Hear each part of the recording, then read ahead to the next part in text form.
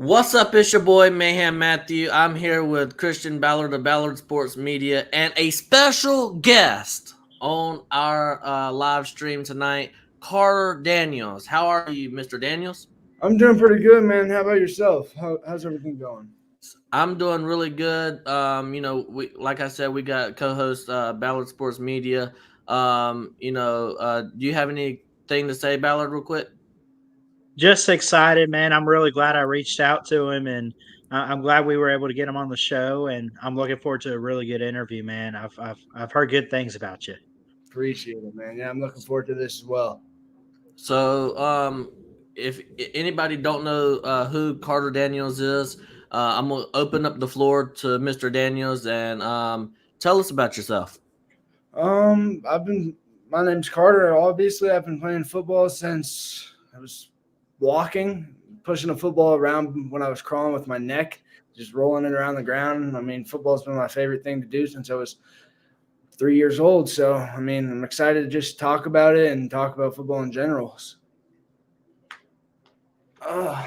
Absolutely, and we're definitely happy to have you. And like I said, I'm glad I was able to reach out to you. We don't really get many players on here, but we're trying to kind of see things from a different angle as football fanatics. And Yeah. I guess I will start and open it up. I always got to ask a player, what got you into football? So what got me into football was pretty simple. I played baseball when I was 2 years old. Got tired of it, like t-ball and all that stuff.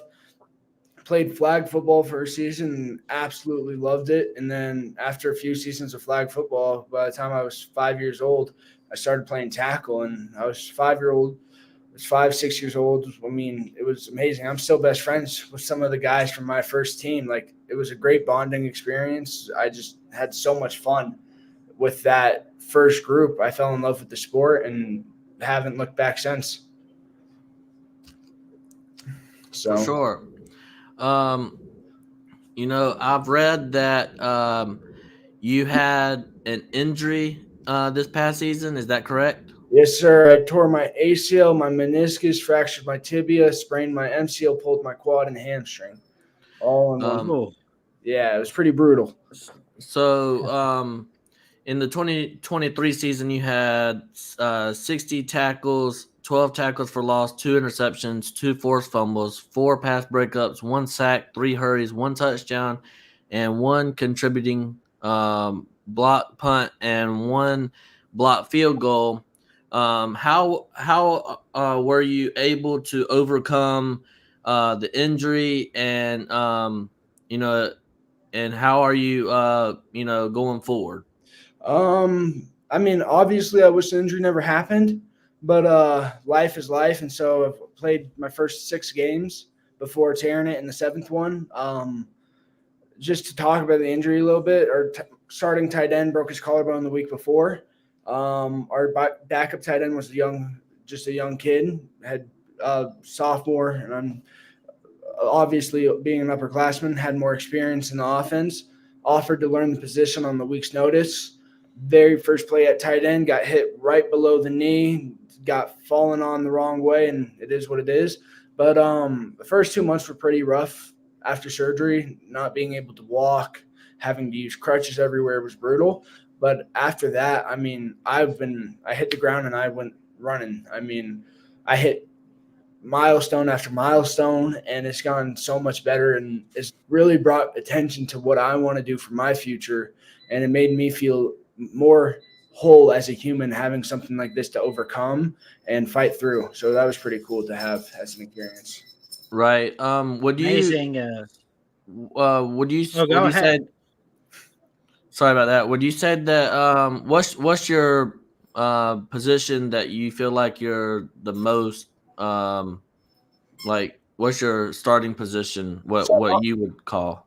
I'm our inside linebacker, which in our system we call it a money. It's just the money side linebacker plays to the field or whatever we determine the strength is. But I've on throughout high school I've played multiple different positions. On the offensive side, I've been lined up as a receiver, quarterback, running back. I mean tight end clearly. But it's like defense, money, linebacker is kind of where I shine. Where I feel as if I shine. Right. The So reason why Carter, I do want uh, yeah, let me ask this one real quick, Mayhem, because I am always curious. So you mentioned the different positions that you play. I'm curious what you're going for in college, and then also, especially at the linebacker position, which is what you say is like your primary skill position. Uh, what got you like? What gets someone into playing linebacker on a football level? Yeah. So for like the college and stuff like that, I of course want to play linebacker, but I'm most likely going to be moved to nickel or safety type of guy that comes and rolls down into the box, just because I'm undersized for Division I linebacker, and I understand that. But I'm going to of course play my best to be that linebacker at that next level. But to become a linebacker at a high level, I've been training with former NFL player Chase Vaughn since I was 5 years old to the time I was 12 years old. And he played for the Broncos for a stint before they won the Super Bowl. He was there from 2012 to 2014, played up in the CFL, played at CSU Pueblo, and holds like all their records for defensive tackles. He's a super good guy. He's a firefighter now, actually. But he taught me basically everything I know from a baseline level. And it's put me so far ahead of everybody else at the game that people come to me for asking questions on my team instead of the coaches, because I know just as much as the coaches do at this point, or as well.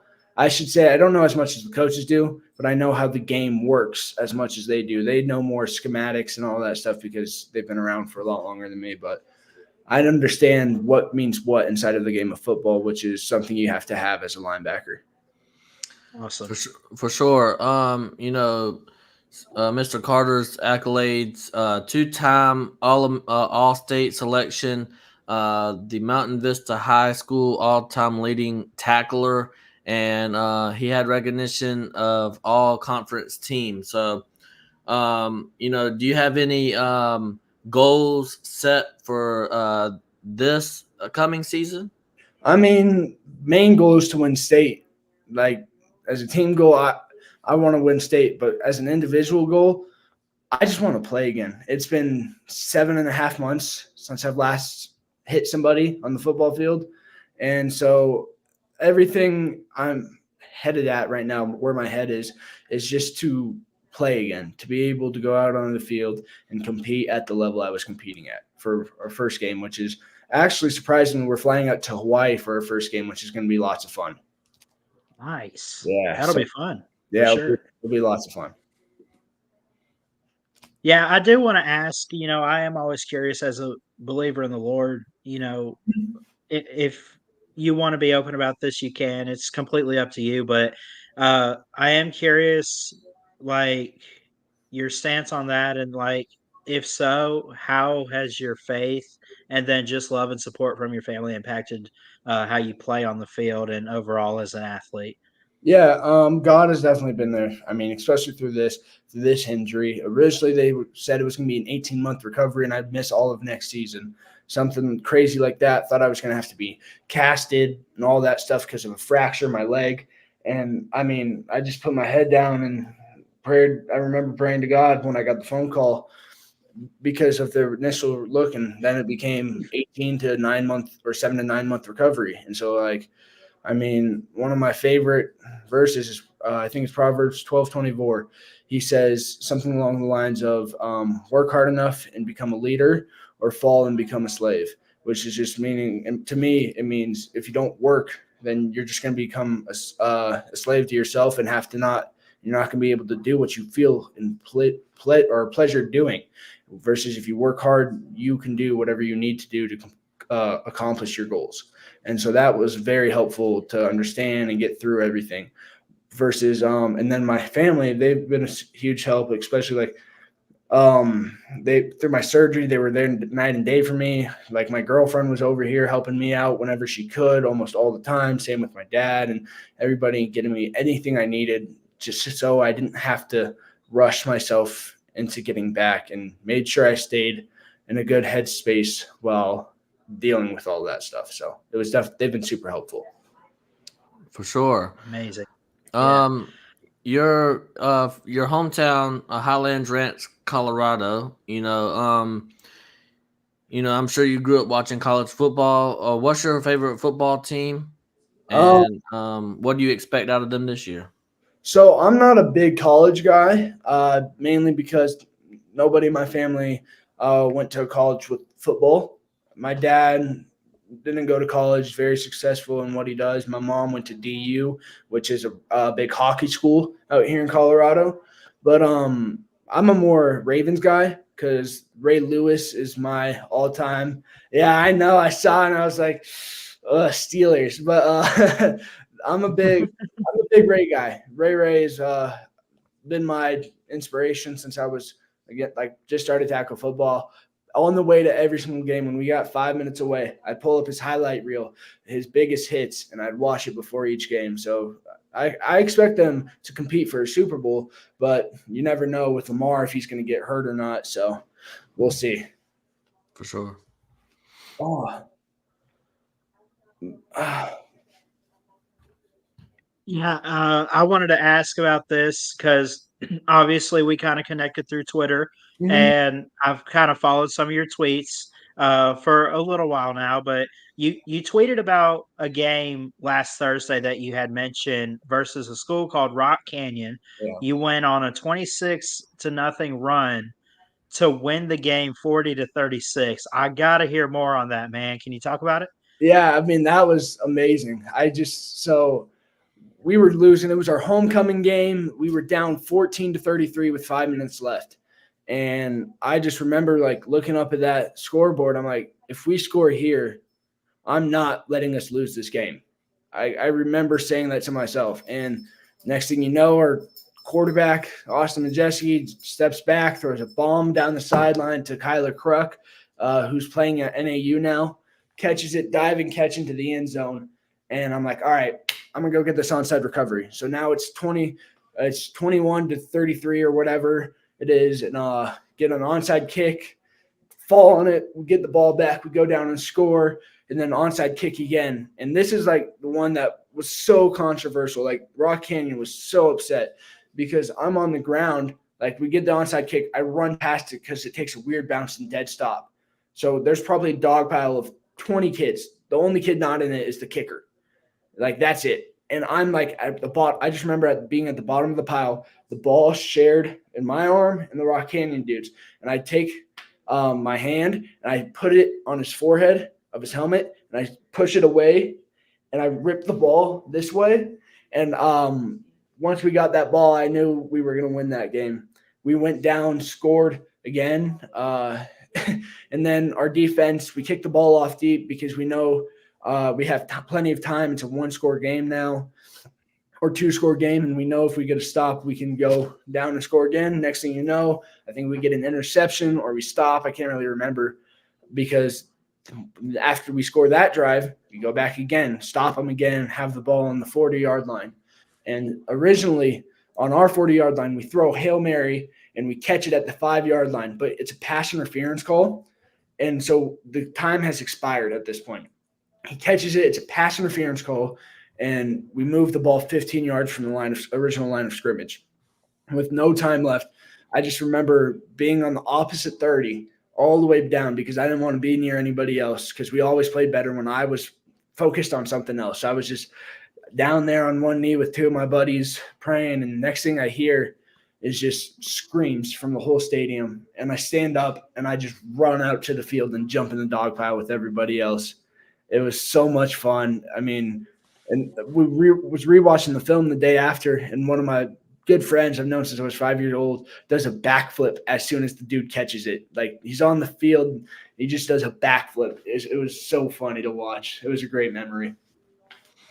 It's amazing. I think, this is definitely got to be one of the questions I ask you because you're from Colorado. A lot of news with Deion Sanders and the Colorado Buffaloes. Last year was his first season at Colorado. They went 4-8 after starting out 3-0 with an impressive win over the runner-up of the national champion TCU. Also wins over Nebraska, Colorado State. So I wanted to know, I know you said you're not a big college guy, but I'm sure you've heard the news. And Deion Sanders is a big NFL legend on the defensive side of the ball, or probably one of the best athletes in football. Period. Mhm. So I just want to know what you think about it.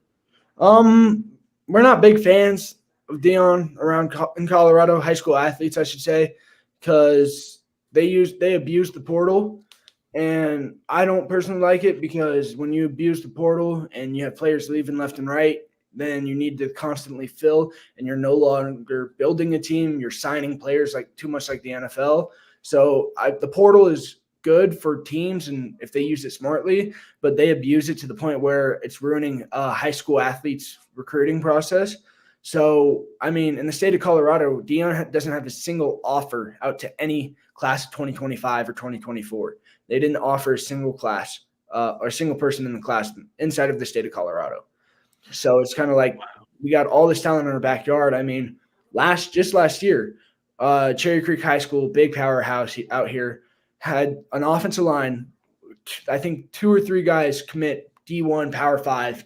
One went to USC, one went to Purdue, and one went to K-State, I think. And not one of them, not a single CU coach came down and tried to talk to them. We just had the very first CU coach, like in the state, I'm pretty sure, come down and talk to one of our kids.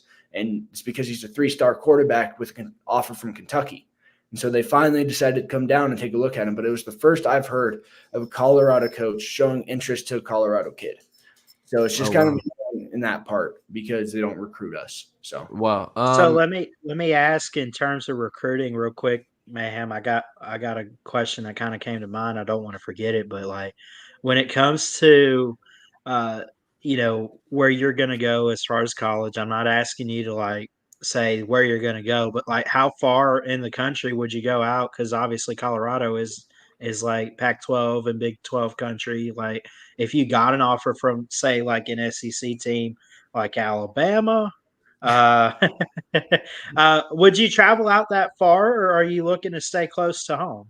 I just want to go wherever wants me to play there. I don't care if that's all the way up in New York, if it's South Florida, if it's East Texas or wherever. I just want to play football. I'll adjust to the climate.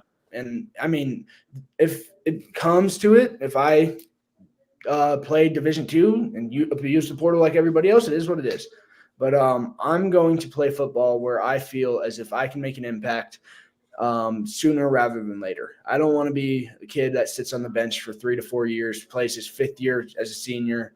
I feel like I'm a type of kid who can go out and help a team immediately. So that's my goal, is to go play somewhere where I can accomplish that, no matter where in the country. Right.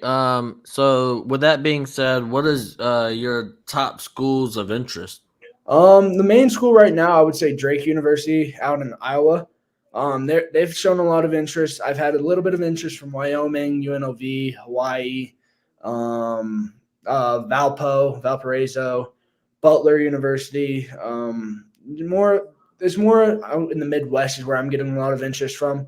Nothing crazy big, no official offers or anything like that. With my knee, they all want to see how my senior year goes, so which is understandable.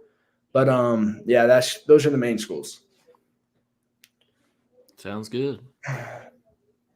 What's your dream school? My dream school would be UNLV. I loved the campus down there. Like when I took just a junior day there, I loved it. I loved the place, the town. But my dream school is whatever school is going to pay me to play there. That's a better answer. Oh yeah, for sure. Yeah. So are you I'm curious about this. Are you the only athlete in your family, or do you come from a line of athletes? So I come from a line of athletes. My dad was on the Olympic judo team. He was living at the Olympic Training Center. He was first ever state wrestling champion in Texas, or at his school in Texas, I should say. My mom was a softball player, also was going to be on the Olympics before she blew out her shoulder. My brother's a wrestler. He started as a freshman. He's a small kid, 106 pounds freshman year, 126 sophomore year. And so that's kind of my family background. Big athletes, always love sports no matter what. Needs to compete. I like it. Yes, sir. So, one thing I was going to ask you is, if you give us some strengths and some weaknesses, heading into this season. So some obvious strengths are my knowledge for the game. I mean, if you want to sit and talk football schematics, I can do that for hours. I can tell you about the way our defense works, about the way other defenses work, about offenses and all that stuff. I have really good hands and hips, so I understand how to get people off of me before they even touch me. And the only really weakness I'm going to have next year is my knee and that mental component of, is this going to happen again? But that's something I'm going to be working on over the summer, talking to people, counselors, whoever it is, to get my mind right. So that's no longer an issue. Right. Like you said, with the knee stuff, what, how does a football player like yourself, I know you said talk to counselors and stuff like that, but the mental part of it, how does a football player like yourself overcome the mental part of an injury like this? A lot of it is trust in your training. I work out at a place called Landau Performance. The head guy who owns the gym is the strength and conditioning coach at Notre Dame. So they know what they're doing. He was the strength coach for the Broncos for a few years before Sean Payton got there. So it's like they know what they're doing. And I just got to trust in my training and trust that my knee is mentally good and physically it's okay. So my mental side can trust it.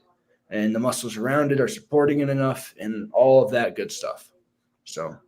So I know that, and again, we're talking with Carter Daniels, 2025 linebacker in recruiting. So I am curious, when you look at quarterbacks, there's left-handers and there's right-handers. I'm curious if you're left-handed or right-handed, and does it play a role in being a linebacker in football? I know you got to use both your hands, but is there anything specific that we need to know as far as anything like that? No, I don't feel as a linebacker, being left-handed versus right-handed linebacker. I'm personally right-handed, but I like using my left hand more. I feel I have a messed up hand, my left hand. My pinky, my freshman year, I was playing against Rock Canyon High School actually, and tackled big old guy named DeAndre Horn. Got my finger stuck in his face mask, and my finger was stuck like that for 7 months. Oh. And so now it's like you can tell the difference versus the left and right pinky. But I like using this hand as like a fist to strike and get people off because I don't feel as much in my hand after that. Like I can hit this side of my hand and not feel anything on the face mask because the nerve endings got messed up when I did it. And so it's like that's helpful in a way versus my right hand. I use it more for if I'm blitzing, it's my lead hand or whatever way I like. If I'm trying to get linemen's hands off of me before they touch me, I like to use my right hand to swipe and my left hand to rip, or I'll do a double windshield wipe, which is have my hands here and I push the hands and wrist away while flipping my hips so I can get by to the defense, the opposite side. So it's it all gives and takes. I can't catch one-handed passes with this hand, but this one I can catch. Wow. Here, up here, anything like that because I got wide hands. So that's helpful. It's you got to give and take for everything. For sure. Like I was saying some of your 2023 stats there. You have one touchdown. Can you tell us about that touchdown and what you remember and how memorable was it to you and how special was it? So technically I have 2 touchdowns, but one was on the defensive side and they didn't decide to count it, but it's whatever. So the first touchdown I had was actually on the defensive side. I only have 3 touchdowns in 3 years playing varsity football. I've started since I was a freshman. My freshman year is the most memorable touchdown I have because we were losing big in a game. I mean, I'm playing running back, and we have this play called screw, which is just a running back screen, and I took it 50 yards to the house. And I remember having linemen in front of me going one way and then coming back the other way, and 2 Grandview kids run into each other and gives me the open lane for a touchdown. So that one, of course, being my first touchdown as a freshman is very memorable. And then this year I've had 2. One of them was a scoop and score that I caused the fumble on in the backfield. So I blitzed through the A-gap, punched the ball out, and before the ball goes out of bounds, I pick it up and score a touchdown, which was pretty cool to watch. I mean, we won that game 63-0, so that was a fun one. And then after that, the one touchdown that I have on record is from quarterback, just a wildcat position, just a hike and just dive left, basically. I got a lead blocker going up. I remember lowering my shoulder and like spinning off the dude, and it was my first rushing touchdown in high school, which was really awesome and made me feel good. I was happy. I was full of excitement. I don't even remember running off the field. I just remember scoring the touchdown. Right. That's awesome. So, do you want to go ahead, Mayhem? I was gonna go. Go ahead. I was just I wanted to show some film if that was okay with Carter, because I found a video real quick of it's Carter Daniels, 2 interceptions and a blocked punt against Legacy, where you won a game 55-10. I want to show it and then talk us through this here. I won't share the audio, but if you want to talk us through this while we watch this, that's cool. Yeah, sure. So on this first interception, this quarterback is a really good player. He's super fast and agile. The person they're trying to throw to is number 4, Omar Bailey. He's committed to Villanova this year. So basically on that play, I follow him. He runs a quick little out route, and I see quarterback's eyes. I'm just reading off of it, and I come a little bit forward, and I just catch the ball and get to running. And on that one was a blocked – that blocked punt was super funny because I was going to help. We probably would have scored that one if a different person got the ball, but that's one of my best friends, Austin Scheich, and he was super sick that game. I mean, he was running back on that punt, and I saw vomit come out of his mouth. It was disgusting. And then that one right there was Bryce Bailey with the pass deflection. He's our starting corner and just dove, and I got lucky. I was in a good position to where I could bounce back up and get the ball over my head and get both feet in the ground. So that was a cool one. That's probably my favorite interception in high school. So would you say of those 3 plays we showed the 2 interceptions, was that last interception you said your favorite play in high school? Was that cooler than getting that blocked punt? Or because I know it is hard to block a punt, block a field goal in football, but I'm sure it felt good to get that too. I have a lot of blocked punts. I think I have 3 or 4 blocked punts over the course of 3 years, and blocked field goals I probably have double digits of. So it's like I understand. Wow. I understand how to get it, like to get there. So like the interception was really cool because I don't have that many of them. So that one was definitely one of my favorites. Like the fact I had to reach overhead and like show athleticism is definitely cool. There's some plays I feel like could have been cooler if I did one thing different, but that one was definitely a cool play for me. Nice. What you got, Mayhem? I've already asked all my questions, but you know, I really appreciate Carter Daniels, you know, linebacker out of Colorado, 2025, for coming on. You know, do you have any other questions, Ballard?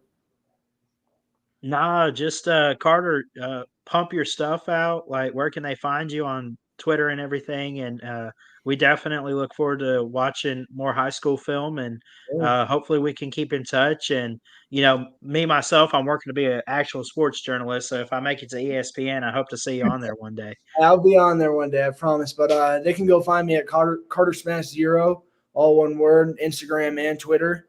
Huddle's just Carter Daniels. So that's where everybody can find my stuff at. Cool. Well, thank you for doing this. Yes, sir. Appreciate y'all. Thank you guys. For sure. Yes, sir. All right, Mayhem, end of the show. We had a great interview with Carter Daniels. Thank you, Carter, for coming on. Anything else you got for the show tonight? No, I don't have anything. I'm gonna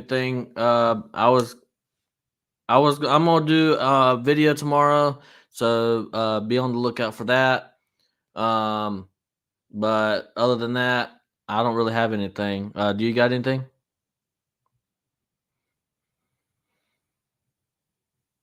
I think we lost Ballard. But anyways, I'm gonna go ahead and end the show.